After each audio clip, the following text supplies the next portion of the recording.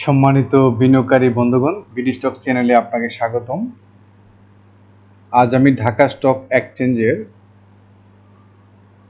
Engineering এবং fuel and power সেক্টরের কয়েকটি স্টক নিয়ে আপনাদের সঙ্গে ডিসকাশন করব। পাশাপাশি একটা ফার্মাসিউটিক্যালস সেক্টরের স্টক নিয়ে কথা বলবো। এতে হয়তো আপনাদের বিনিয়োগে কিছুটা হলেও হেল্প হতে পারে। তো আলোচনার শুরুতেই আমি আপনাদের রিকোয়েস্ট করব, আমার এই আলোচনাটা শুধুমাত্র আমার ব্যক্তিগত অভিজ্ঞতা থেকেই করা। আমার এই আলোচনা থেকে কেউ সরাসরি বাই বা সেল করার জন্য উদ্বুদ্ধ হবেন না, বা আমি আপনাদেরকে নির্দেশনা প্রদান করছি না। শুধুমাত্র আমি স্টকের টেকনিক অ্যানালাইসিসটি করে থাকি, যা হয়তো আপনাদের কিছুটা হয়তো হেল্প করতে পারে। আলোচনার শুরুতে আমি আবার রিকোয়েস্ট করবো আমার বিডি স্টক চ্যানেলটাকে সাবস্ক্রাইব করার জন্য। যারা ইতিপূর্বে সাবস্ক্রাইব করে আছেন, আপনাদেরকে অসংখ্য ধন্যবাদ আমার চ্যানেলের সঙ্গে থাকার জন্য। তো আজকে যে স্টকটি নিয়ে প্রথমেই কথা বলতে যাচ্ছি সেটা হচ্ছে ইঞ্জিনিয়ারিং সেক্টরে এক ক্যাটাগরি একটি স্টক, জিপিএইচ ইস্পাত। আমরা জানি জিপিএইচ ইস্পাতের যথেষ্ট ভালো মুভমেন্ট বাজারে, ভালো মানের রড ইস্পাত ওনারা কিন্তু মার্কেটিং করে থাকে, বাজারজাত করে থাকে। তো এক্ষেত্রে স্টকটির আমরা ফান্ডামেন্টালটা একটু অ্যানালাইজ করে দিই। তো এখানে 52 উইকস হাইয়েস্ট ভ্যালু হচ্ছে 33.5, 33 টাকা 50 পয়সা, আর লোয়েস্ট হচ্ছে 16 টাকা 70 পয়সা, যা বর্তমানে 19 টাকা 30 পয়সা মুভ করতেছে, মাঝামাঝি অবস্থায় আছে। আর পাশাপাশি আর একটা মেসেজ হচ্ছে যে এটা জুন ক্লোজিং স্টক, যেটা হয়তো সামনে একটা ভালো আমরা ডিভিডেন্ড দেখতে পারবো। আর টোটাল শেয়ার 48.39 crore, ন্যাব 52.7, ভালো ইপিএস 0.84। আর পাশাপাশি আমরা আরেকটা দেখবো যেটা হচ্ছে জুন ক্লোজিং, আর হচ্ছে ডিভিডেন্ড হচ্ছে 10% ক্যাশ ডিভিডেন্ড দিচ্ছে এক ক্যাটাগরি জন্য। আর ডিভিডেন্ড ইল কিন্তু ভালো 5.18%। আর গত বছর রেকর্ড ডেট ছিল নভেম্বর 4 2024 সনে। আর ইনস্টিটিউটে নতুন করে কিন্তু 0.08% কিন্তু নতুন করে এন্ট্রি নিচ্ছে, আর পাবলিক কিন্তু 0.08% কিন্তু সেল করে বেড়ে যাচ্ছে। আর ডিরেক্টর হোল্ডিংস 41.59%, গভ তো 9, ইনস্টিটিউট আছে ফরেন নাই। আচ্ছা, এই হচ্ছে শেয়ার হোল্ডিং এর অবস্থা। আর পাশাপাশি আমরা আরেকটা মেসেজ শেয়ার করবো এখানে, যে অ্যানুয়াল ইপিএস পজিটিভ 1.19 2024 থেকে। তারপরে এখানে কিন্তু কোয়ার্টার 3-তে 2020 একটু স্লাইটলি কিন্তু নেগেটিভ আসছে, 0.02 মাইনাস, আর হচ্ছে 1.03 ছিল লাস্টের তুলনায়। আর এখানে নেট অপারেটিং ক্যাশ ফ্লোটা কিন্তু কোয়ার্টার 2-তে ভালো ছিল, 6 মান্থে 9 মান্থসে কিন্তু 6.70 2025, যা 0.06 অনেক অল্প একটা ডিফিসিয়েট আসছে। বাট নেট অপারেটিং ক্যাশ ফ্লোটা মোটামুটি অলমোস্ট লাস্ট ইয়ারের মতোই আছে। তার মানে হচ্ছে এখানে আমরা যদি ফান্ডামেন্টাল আরেকটু দেখি, এখানে তার কারণটা হচ্ছে নেট অপারেটিং ক্যাশ ফ্লোটা কমার কারণ কিন্তু একটাই, সেটা হচ্ছে যে লোন। আমরা যদি লং টার্ম লোনের দিকে তাকাই তাহলে কিন্তু 2292.9 crore, আর শর্ট টার্মে কিন্তু অনেক, মানে 3,500, আর ধরেন মানে কত প্রায় 5,500 কোটি টাকা কিন্তু এই জিপিএস ইস্পাত কিন্তু লোন কিন্তু পরিশোধ করতে হচ্ছে। আর এই লোন পরিশোধ করার কারণেই কিন্তু দেখা যাচ্ছে যে তার নেট অপারেটিং ক্যাশ ফ্লোটা কিন্তু এখান থেকে সরে যাচ্ছে, কারণ তার কাস্টমারকে তো টাকা তো দিতে হবে। কোথা থেকে দিবে? ইপিএস থেকে, মানে আর্ন তার যদি ভালো না হয় তাহলে দিবে করতে, যে আর্ন করতেছে তার কিন্তু বড় একটা অংশ চলে যাচ্ছে লোন পরিশোধ করতে, যার ফলে তার ডিভিডেন্ড ইল কিন্তু আরো বেশি বাড়তে পারতো এবং ক্যাশ আরো বেশি দিতে পারতো, হয়তো ভবিষ্যতে আরো দিবে তাদের যখন দেখা যাচ্ছে লোনটা অনেক কমে যাবে। আমরা ইতিপূর্বে দেখেছি যে যাদের লোন বেশি তারা কিন্তু ইচ্ছে করলেও ক্যাশ ডিভিডেন্ড বেশি দিতে পারে না, যাদের লোন কম তারা কিন্তু ভালো ক্যাশ ডিভিডেন্ড দিতে পারে তার শেয়ার হোল্ডারদের জন্য। তো যাক, এই ছিল একটা ফান্ডামেন্টাল। এখন আমরা চলে আসবো চার্টে। আমরা চার্টে যদি একটু ফোকাস করি তাহলে দেখতে পাবো যে বর্তমানে জিপিএইচ ইস্পাত যেভাবে মুভমেন্ট করতেছে, তাহলে কিন্তু তার কিন্তু একটা আপ ট্রেন্ড হওয়ার একটা যথেষ্ট চান্স দেখা যাচ্ছে। অলরেডি সে কিন্তু লোয়ার লো একটা ক্রিয়েট করেছে, কারণ ইতিপূর্বে কিন্তু তার এত লো ছিল না। সে লোয়ার লোটা ক্রিয়েট করেছে হচ্ছে মে মাসে 17-19 তারিখের দিকে।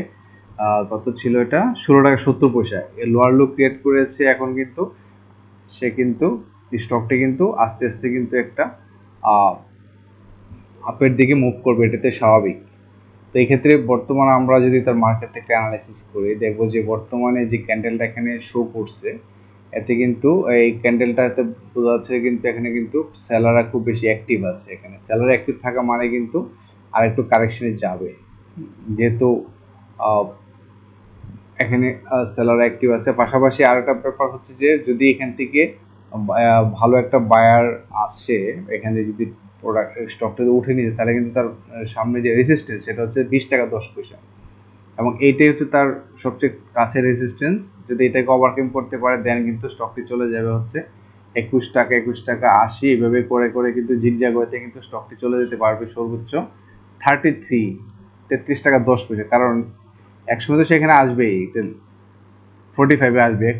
তো সেক্ষেত্রে তার প্রিভিয়াস হাইয়েস্ট ছিল এখানে আমরা যদি দেখি 73, সেখান থেকে কিন্তু স্টকটি ডে কিন্তু এটা অনেক কারেকশন আসছে, এবং কত কারেকশন আসছে আমরা যদি একটু খেয়াল করি তাহলে যদি আমরা একটু দেখি তার কারেকশনটা কত পর্যায়ে, কারেকশনটা আসছে এখানে আপনার অলমোস্ট 80%, 77% এখানে কারেকশন চলে আসছে। তো এরপরে তো একটা স্টক আর কারেকশন কি হতে পারে, এখন কিন্তু তার আপ ট্রেন্ড নেওয়ার তো একটা, এখন কিন্তু জাস্ট বাউন্স ব্যাক করার একটা যথেষ্ট সময় চলে আসছে।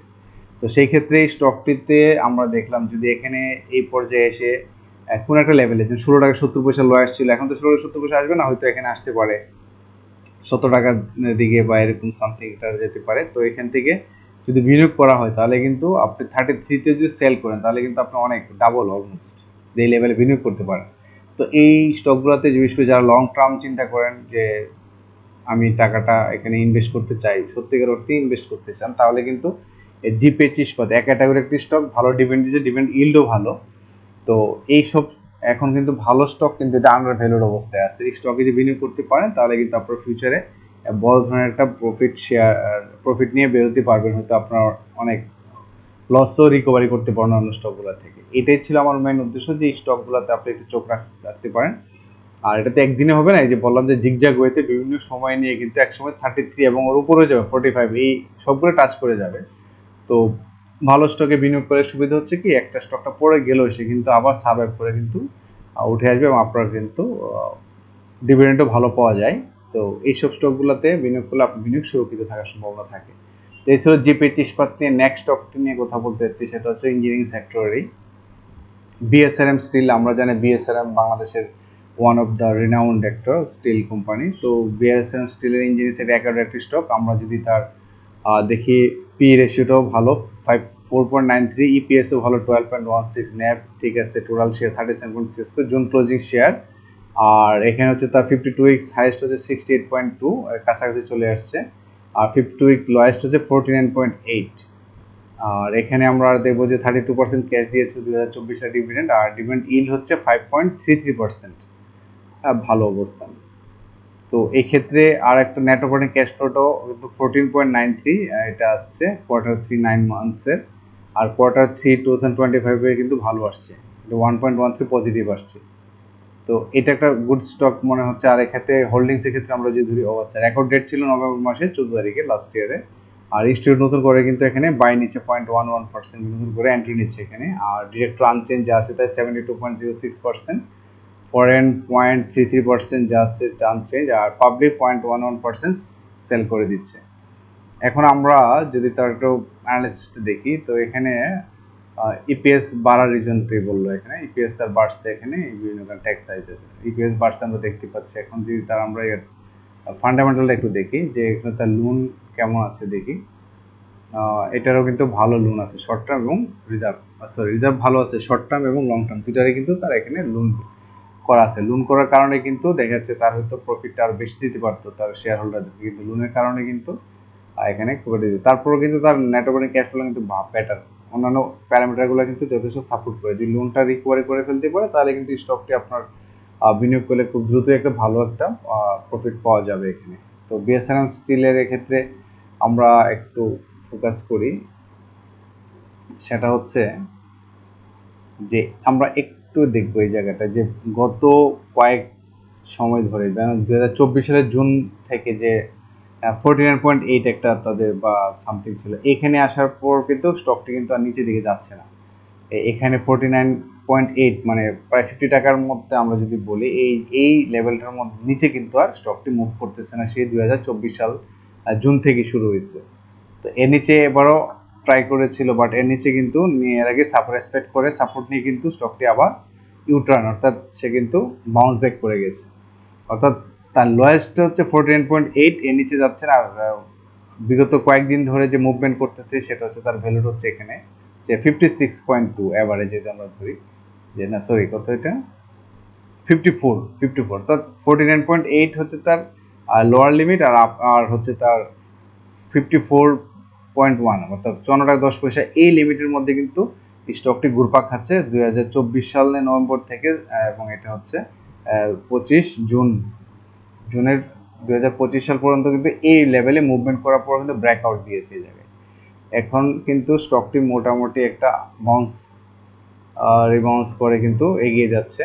আর বর্তমানে তার যে ক্যান্ডেলটা এখানে শো করছে এখানে কিন্তু ভালো একটা যথেষ্ট ভলিউম পাচ্ছে, এখানে স্টকটি কিন্তু আপ ট্রেন্ডের অবস্থায় ধরে রাখছে। এখন যদি সেলাররা অ্যাক্টিভ থাকে তাহলে হয়তো একটু কারেকশন আসতে পারে, বাট সেক্ষেত্রে তার সাপোর্ট জোন পাবে 56 টাকায়, তার একটা ভালো সাপোর্ট রয়েছে, এখান থেকে আবার আপ ট্রেন্ড হয়ে একটু বাউন্স ব্যাক করে কিন্তু আবার চলে যাবে 61। বর্তমানে স্টকটির জন্য সবচেয়ে কাছের যে রেজিস্ট্যান্স সেটা হলো 61 টাকা। 61 টাকা এটাকে ওভারকাম করতে পারলে কিন্তু 64 এভাবে 66 60 70 পর্যন্ত কিন্তু স্টকটি যাওয়ার যথেষ্ট পসিবিলিটিস রয়েছে। এটা তো একদিনই যাবে না, জিগজ্যাগ হয়ে যাবে। এই জন্য আমি সম্ভাব্য যে রেজিস্ট্যান্সগুলো আমি ড্র করেছি এখানে 61 64 66 60 এবং 70 পর্যন্ত। তো আপনি যদি একটু ভালো পয়েন্ট দেখে গোড়ায় যদি যেহেতু জুন ক্লোজিং আপনি যদি এন্ট্রি করতে পারেন তাহলে কিন্তু এই স্টকটি কিন্তু আপনাকে ভালো প্রফিট দিতে পারে। কারণ বর্তমান যে আমরা প্যাটার্ন দেখতে পাচ্ছি ক্যান্ডেল, এটা কিন্তু খুব সহসাই কিন্তু এটা কিন্তু একটু কারেকশন আসতে পারে। এখন আমরা অন্যান্য প্যারামিটারগুলো একটু দেখি যে এখানে কি দেখাচ্ছে। আরএসআই কিন্তু দেখাচ্ছে এটা কিন্তু আপ ট্রেন্ডের মুখে, তো খুব বেশি যাবে না, কারণ অলরেডি কিন্তু আরএসআই কিন্তু মুভ করতে 70 80-র কাছাকাছি মুভ করতেছে। সেই জন্য কিন্তু আমরা ধরে নিতে পারি যে এটা এখন কিন্তু একটা সময় আসছে কিন্তু এটা হচ্ছে একটু কারেকশনে যাওয়ার। আর পাশাপাশি আমরা এখানে যদি দেখি যে এমএসিডি হিস্টোগ্রাম বারটাও কিন্তু দেখাচ্ছে যে নতুন করে ভলিউম পাওয়ার কারণে একটা আপ ট্রেন্ড দিকে যাচ্ছে। তো আপ ট্রেন্ড মুখ হতে পারে, তবে একটা স্টকের নিয়ম অনুযায়ী কিন্তু স্টকটি কিন্তু মনে হচ্ছে যে আগামী 1-2 দিনের মাঝে কিন্তু একটু কারেকশন আসতে পারে, তারপরে শর্ট কারেকশন, তারপর কিন্তু আবার কিন্তু সাপোর্ট নিয়ে কিন্তু আবার মুভমেন্টে যাবে যেহেতু জুন ক্লোজিং স্টক। তো বিএসআরএম স্টিল নিয়ে এই ছিল আপনাদের একটু at a glance shortly brief করা। তো যারা বিএসআরএম স্টিলে ইনভেস্ট করতে চান আমার মনে হয় আপনারা এখান থেকে কিছুটা হলেও ধারণা পেয়েছেন। নেক্সট স্টকটি নিয়ে কথা বলতে যাচ্ছি সেটা হচ্ছে এমজেএলভিডি। এটা আমরা যে ফান্ডামেন্টাল দেখে নিই সেটা হচ্ছে এটা হচ্ছে ফুয়েল অ্যান্ড পাওয়ার সেক্টরের এক ক্যাটাগরি একটি স্টক, যার 52 উইকস হাইয়েস্ট হচ্ছে 107 আর লোয়েস্ট হচ্ছে 74.8, যা বর্তমানে 93.10-তে মুভ করতেছে। আর জুন ক্লোজিং শেয়ার বললামই, আর ইপিএস ভালো 10.79 আসছে, ন্যাবও ভালো আছে তার। আর এখানে ক্যাশ ডিভিডেন্ড দিচ্ছে 52% ক্যাশ, আর ডিভিডেন্ড ইল্ড 5.59%, ভালো অবস্থা আছে এটা। আর নেট অপারেটিং ক্যাশ ফ্লোটা একটু কম আসছে 0.29 আর 7.75 ছিল, এর আগে ছিল নেগেটিভ। তারপরে আমরা দেখবো যে নিশ্চিত আর হচ্ছে লোন থাকতে পারে। আমরা দেখবো এখানে Q1 Q2 ভালো, Q3টা স্লাইটলি একটু নেগেটিভ আসছে। আচ্ছা, এখন আমরা দেখবো যে হচ্ছে স্টকটির যে কবে লাস্ট ডিক্লেয়ার করেছিল 17 নভেম্বর রেকর্ড ডেট ছিল। আর ইনস্টিটিউট 0.02% নতুন করে এখানে এন্ট্রি নিচ্ছে, আর আনচেঞ্জ ডিরেক্টর 71.52%। এখানে গভর্নমেন্ট নাই, পাবলিক 0.02% কিন্তু সেল করে দিচ্ছে। ফরেন ইনভেস্টমেন্ট যা ছিল তাই 2.26%। আর এখন যেটা আমরা দেখলাম ইপিএস 1.44 জানুয়ারি মার্চ এর জায়গায় 1.54 কনসোলিডেটেড ইপিএস যাক এটা নেগেটিভ রাশি বলে গেছে এপ্রিল মাসে।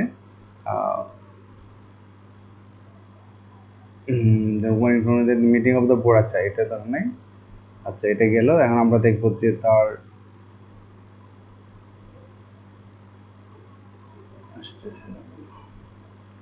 আমরা ফান্ডামেন্টালটা যদি একটু চেক করে নিই তাহলে দেখবো যে এই যে লোনের পরিমাণটা, তো লোন খুব বেশি না, শর্ট টার্ম লোন মাত্র 27.5 কোটি আর লং টার্ম কম, আর শর্ট টার্ম কিন্তু 1400 লোন কিন্তু খুব একটা বেশি, রিজার্ভ ভালো আছে।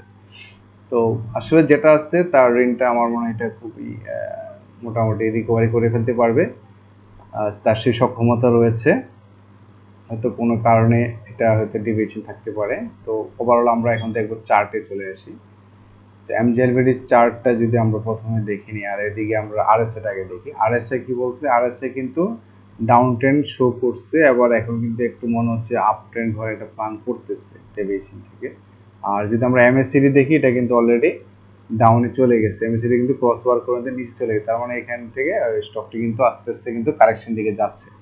তো আরএসআই তো ডাউন ট্রেন্ড বাট একটু ডেভিয়েশনের মতো দেখাচ্ছে। যাই হোক, আমরা ধরে নেব যেটা ডাউন ট্রেন্ড সম্ভাবনাই খুব বেশি, আগামী রবিবারে থেকে স্টকটি হতে একটু কারেকশন যেতে পারে। তো এখানে মূল উদ্দেশ্যটা হচ্ছে বলার যে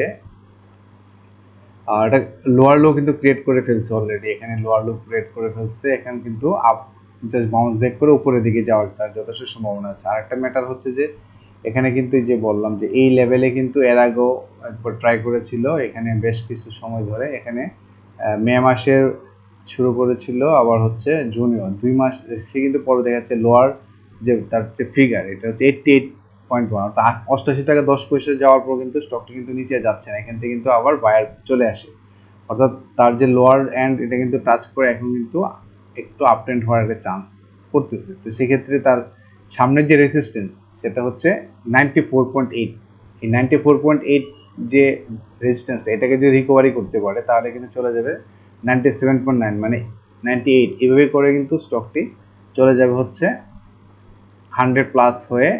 আমরা যদি দেখি এখানে 126 পর্যন্ত যাওয়ার সম্ভাবনা রয়েছে, কারণ প্রথম যে পিকটা আসছিল আমরা দেখছি যে এখানে একটা পিক আসে, তারপরে কিন্তু সেকেন্ড পিকটা কিন্তু একটু ডাউনে ছিল, অর্থাৎ ওইটা টাচ করতে পারতো, অর্থাৎ 115-এর যে পয়েন্টটা ছিল এটা কিন্তু টার্গেট টাচ করতে পারে, যার ফলে কিন্তু স্টকটি কিন্তু আবারও কিন্তু কারেকশনে চলে যায়, যাওয়ার পরে অনেকবার ট্রাই করে 100-এর উপরে যেতে পারে। 100 তার বড় একটা এখানে একটা রেজিস্ট্যান্স, 100-এ যা ওভারকাম না করার কারণে কিন্তু স্টকটি আবার কিন্তু ডাউন ট্রেন্ডে চলে এসে এখন শক্তি সঞ্চয় করছে, এখন কিন্তু আবার নতুন করে কিন্তু একটা মুভমেন্টে যাওয়ার চেষ্টা করছে। সেক্ষেত্রে ধরে নেওয়া যাচ্ছে যে সর্বশেষ যে পিকটা যেটা আসবে, আমরা এখান থেকে দেখি যদি এখানে, এটা কিন্তু অনেক দূর যাওয়ার সম্ভাবনা আছে, এখানে 160 যেতে পারে, এই যে 133 যেতে পারে। তারপর তো আমরা ধরে নিচ্ছি যে এই জায়গাটায়, অর্থাৎ এখানে কিন্তু অনেকবার ট্রাই করেছিল এই ভ্যালুটাতে, আমরা যদি এখানে মুভমেন্টটাতে দেখাই যে এই জায়গাটাতে কিন্তু বেশ কয়েকবার ট্রাই করেছিল, কিন্তু 126-এ যাওয়ার পরে কিন্তু রেজিস্ট্যান্স মানে স্টকটি কিন্তু আবারও রাউন্ডে চলে যায়। সেই জন্যে বর্তমানে ডাউন ট্রেন্ডে আসার কারণে স্টকটি কিন্তু যথেষ্ট এনার্জেটিক হয়ে কিন্তু 126 টাকা লেভেল পর্যন্ত যাওয়ার যথেষ্ট সক্ষমতা রয়েছে, কারণ দুটা পিক, থার্ড পিকটা কিন্তু নিয়ম অনুযায়ী কিন্তু বড় হয়। তো সেই কারণে একদিনে তো হবে না, এটা জিগজ্যাগ ওয়েতে বেশ কিছু সময় নিয়ে কিন্তু এটা লং টার্ম যারা ইনভেস্ট করতে চাবেন, আমি বলবো যে তাদের ক্ষেত্রে কিন্তু এই স্টকটি অনেক ভালো একটা রেভিনিউ দিতে পারে যথেষ্ট সম্ভাবনা, এবং 103 টাকা তো যাবে, এটা অনায়াসে যাবে। 103-এর পরে একটু দম নেবে, তারপর কিন্তু আবার জিগজ্যাগ হয়ে কিন্তু 126 টাকা 60 টাকা পর্যন্ত যাওয়ার যথেষ্ট সম্ভাবনা থাকবে। তো এই ছিল হচ্ছে এমজেএলভিডি নিয়ে একটা সংক্ষিপ্ত আলোচনা। তো যারা এইসব স্টকে বিনিয়োগ করতে চান, আমার মনে হয় এটা দেখতে পারেন আপনারা নিজস্ব প্ল্যান দিয়ে, অ্যাক্টিভিটি দিয়ে। তো এইসব স্টকগুলা ভালো স্টক, নিরাপদ স্টক, ডিভিডেন্ড ইল্ডও ভালো, তো সেক্ষেত্রে এগুলোতে আপনার বিনিয়োগটা সুরক্ষিত থাকবে। আর নেক্সট স্টকটি নিয়ে কথা বলতে, সেটা বেক্সিমকো ফার্মাসিউটিক্যাল সেক্টরের একটা ক্যাটাগরি স্টক। বেক্সিমকো নিয়ে নতুন কিছু বলে না, মার্কেটে বেক্সিমকোর প্রোডাক্ট মুভমেন্ট খুবই ভালো, বাংলাদেশের টপ র্যাঙ্কিং একটা কোম্পানির মধ্যে একটা।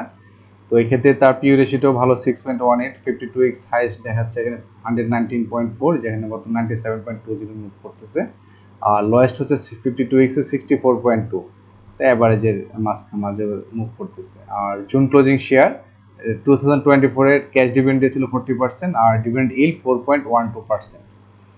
আর quarter NOP net operating cash flow per শেয়ারে হচ্ছে কোয়ার্টার 3-তে কিন্তু এটা বেটার পারফর্ম করছে, 14.79, যা 5.13 পজিটিভ ছিল।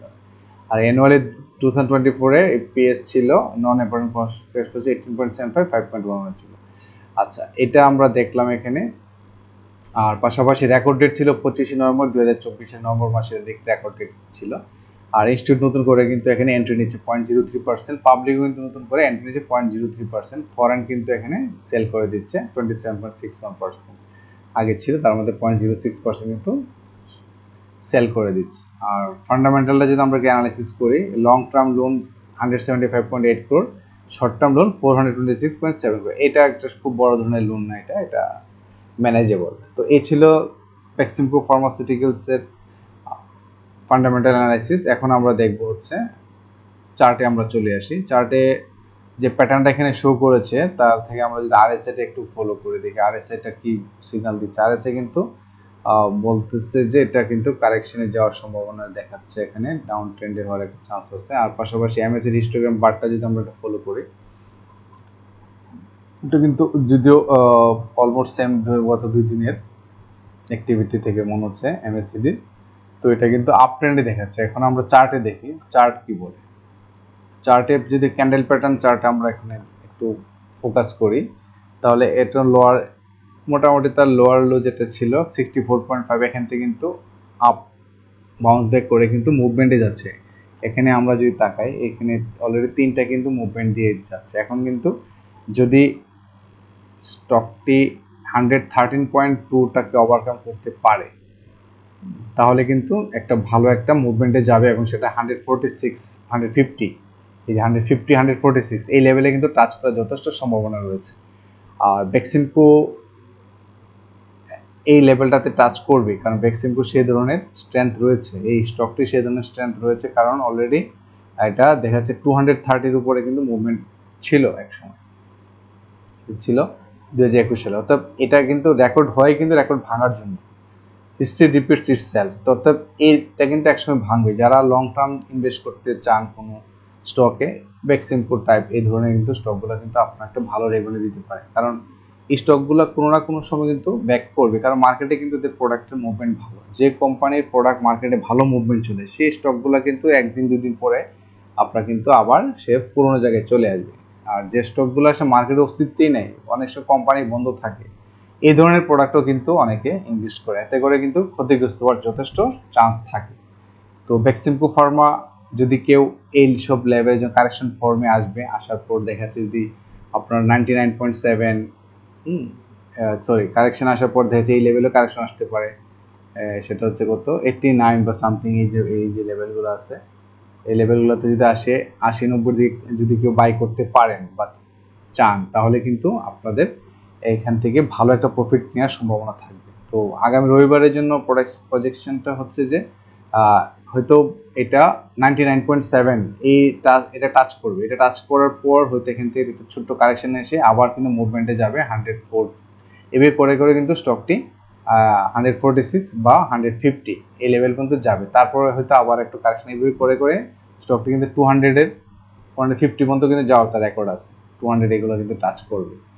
তো যারা বেক্সিমকো ফার্মাতে আছেন বা নতুন করে বিনিয়োগ করবেন, আমার মনে হয় আপনারা এই পয়েন্টগুলো যদি টাচ করে যদি এইসব লেভেলে যদি বাই করতে পারেন, বিশেষ করে বলবো যে যদি কারেকশন আসে 93 90 এই লেভেলে বাই করতে পারেন, 85 88, তাহলে কিন্তু আপনার ভালো একটা প্রফিট পাওয়ার সম্ভাবনা রয়েছে। তো এই ছিল আপনাদের সঙ্গে কয়েকটি সেক্টরের ফান্ডামেন্টাল স্ট্রং কয়েকটি স্টক নিয়ে কথা বলা। নিশ্চয়ই আগামীতে নতুন কোনো স্টক অ্যানালাইসিস আপনাদের সামনে হাজির হব। ততক্ষণ সবাই ভালো থাকবেন। আসসালামু আলাইকুম।